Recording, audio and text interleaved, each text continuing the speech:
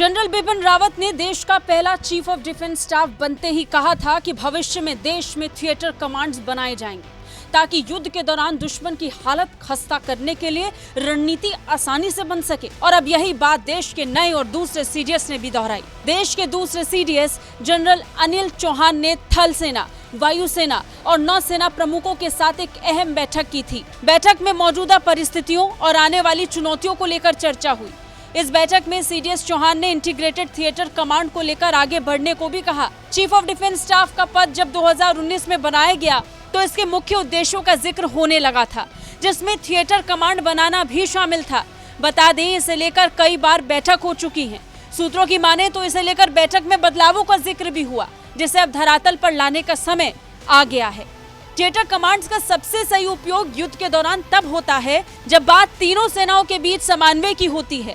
युद्ध के मौके पर तीनों सेनाओं के बीच तालमेल बनाए रखने के लिए ये कमांड बेहद उपयोगी होती हैं। यहाँ से बनी रणनीतियों के अनुसार दुश्मन पर अचूक वार करना आसान हो जाता है। यही कारण है कि सेना, वायुसेना और नौसेना को एक साथ लाकर इंटीग्रेटेड थिएटर कमांड बनाने की बात हो रही है।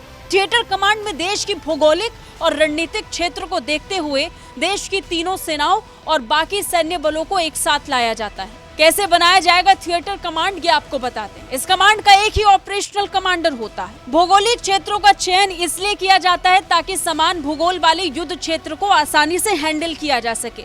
इस तरह की कमांड बनाने से खर्च कम होता है और बचत होती है। साथ ही संसाधनों का उपयुक्त इस्तेमाल होता है।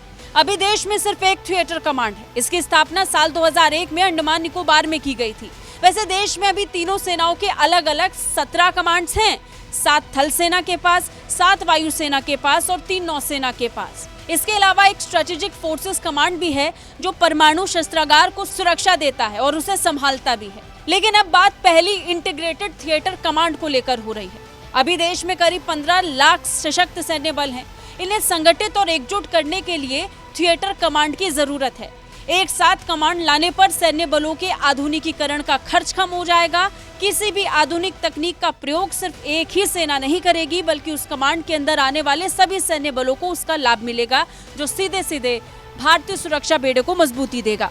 ब्यूरो रिपोर्ट, भारत तक।